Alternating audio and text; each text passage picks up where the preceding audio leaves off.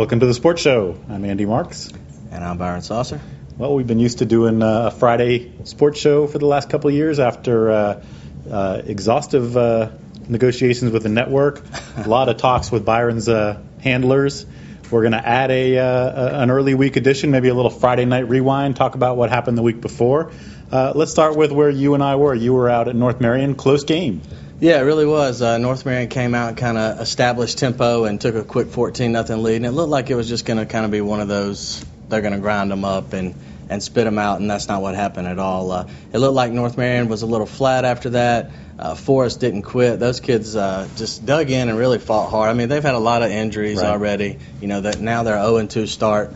But they didn't quit, and James Brooks really took a big step forward, I think, as their quarterback out there. And I think the Wildcats are going to be okay. They were a Chris Veron extra point and/or field goal away from winning, or at least extending it to overtime. So kind of an odd game. I think North Marion maybe looking ahead a little bit to Dunellen maybe this week.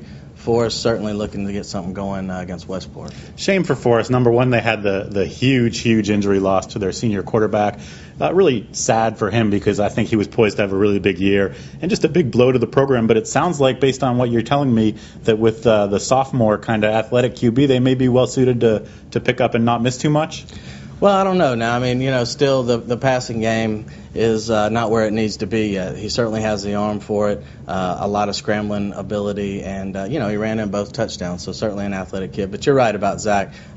He was really, you hate to see a senior like that in high school. There's no red shirting in high school. I mean, that's it for him. Right. And, you hate to see that. And they've had some other key guys go down. But I think they're going to right the ship, and they certainly served notice Friday night that they weren't going to back away. So it was an impressive performance. I did not see that being a one-point game without Welch there. So I think everybody comes out of that with stuff to look forward to. Meanwhile, I was out in Candler. Lake Weir really got a big win. Last year was a historic year for Lake Weir. They made the playoffs for the first time. They did not, however, get past Bellevue, which is a team that's always given them fits. This was a real blowout in Lake Weir's favor. It spoke, frankly, it didn't speak very well for the state of Bellevue football right now, but it did speak very well regardless of how Lake Weir is looking. It was the kind of game that a good football team wins the way that Lake Weir won. They really just shoved them around at the line. They were more physical than a team that hangs its hat on being physical. And, of course, they did have a couple of spectacular plays from their spectacular quarterback, Tracy Curry. Score was 37-7, and it was every bit that much of a blowout. Yeah, I'm looking forward to seeing Tracy this week. I'm going to be out in Candler for that one. I picked. This is where we went opposite. Right. By the way, congratulations, this guy, 6-0, 5-1 because of this game, and I really expected Bellevue to show a little more at home. In the home opener, coming off that embarrassment to Crystal River. I don't know if the gun's empty out there or what, but Lake Weir and Tracy Curry look to be the real deal. I mean, a lot of times it's tough to come back after the great year they had. They lost some key personnel, but Mark Hennethon's done a great job, and we'll see if they're ready to slay that next dragon when Vanguard comes out to Candler. Yeah, let's talk about Bellevue for just a second. It was a little concerning. I talked to Mike Bowe after the game. He mentioned some injury problems they had to start the year. I was looking forward to Bellevue this year. Last year seemed like the rebuilding year for Bellevue. It looks like maybe another one. They've had two really wide losses to start the year. Yeah. You can excuse the Lake Weir one maybe, although you don't want to see it to be that decisive of a win. The first week against Crystal River, there's no other way of looking at it than that's a matchup that should favor Bellevue most years. So I don't know. It looks like it may be a long year out there. Yeah, I mean, you're in a district with North Marion and Eastside. That doesn't make anything easier either. So we'll see. Right. So let's move on. Trinity Catholic played Vanguard, kind of like the Forest North Marion game. I think both teams could leave this game with positive things to talk about heading into their district schedules. Yeah, I think Trinity Catholic was still kind of looking for their identity offensively, and I think maybe Gray Crow is the transfer, the sophomore who looks like he's a redshirt sophomore in college. I think maybe he's finding his maybe the playbook a little bit, maybe finding his footing a little bit. Cadron Boone had 3 touchdowns. That'll help him. Kedrick Rhodes, who, of course, committed to FIU last week, seems to be going along fine. Now I think the Trinity has to turn their attention to the defense. Still giving up a few too many points, but, look at the job Castaneda's done over at Vanguard. I mean, you take a team that's 0-10, lost 13 in a row. Now they play with Trinity a week after the whitewashing over Westport. Right. And Vanguard, we talked about the Lake Weir Bellevue result being as wide as the score indicated.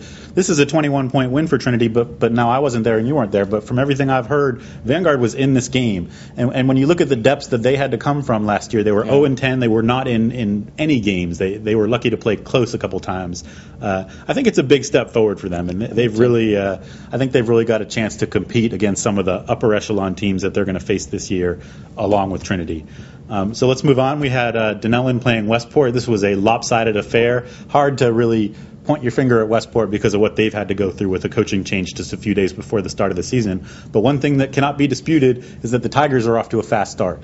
Yeah, absolutely. The offensive numbers are staggering over there, and now we'll see. Here's the deal: we got Charleston Southern and Troy out of the way. Now Tennessee Vols come to town in North Marion, and this will be a real good gauge, I think, for Dunellen.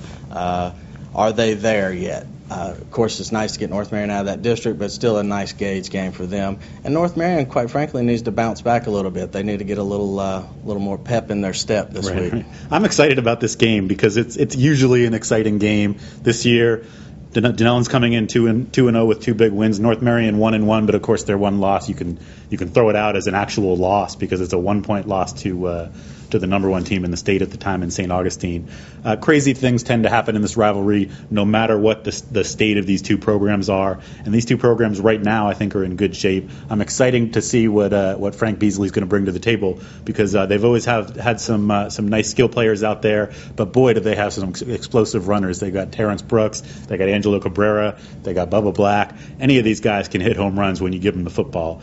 And that's also true of North Marion with Jamie Gilmore and with C.J. Richardson. And, of course, they've got a veteran quarterback in Chucky Looney. Going to be a fun game. So let's quickly move on to the two smaller private schools in town. St. John is on the board in the win column this year. Yeah, they took care of Seven Rivers after an early game scare there. That one seemed to be 8-7. I was following it in the press box there at Stantoul for quite some time, but then St. John pulled away. That's a good sign for them. They certainly needed a win. We'll see what happens, see if they can sustain that this week. Yeah, and Caleb Alexander, the young running back, I believe, had a big game against Seven Rivers. Seven Rivers is a startup school, so you don't want to read too much into it, but you did want them to win not just by a point or two, by a few touchdowns, and they did that. So I think the Saints did their job. Also doing their job was Ocala Christian Academy. Yeah, I mean, these guys, I don't see anybody out there on their schedule right now that's going to beat them. I really think they're going to go through the regular season undefeated. I thought this was the biggest test to date on the road against a 1B FHSA school, and they handled business 34-11. It's just amazing what Etheridge and those guys have done out there. I mean, this is a quality football team. This is not, little sister of the poor out there anymore. I mean, OCA is a legitimate football team, and it's nice to see. And what you're right about Etheridge. What he's done is this his second season back? Third, maybe. Maybe the third. Maybe the third. There's been a marked progression. Every year they've been decidedly better than the year before. It's just a bang-up job, and I think they're going to just keep getting better because I think success builds on itself. So we're excited to see what OCA is going to do next week and the rest of the season also. And we will be back later this week on the Sports Show to talk about this weekend's matchups and see if I can't maybe get ahead picking football games. I tied you, but that's not good enough anymore.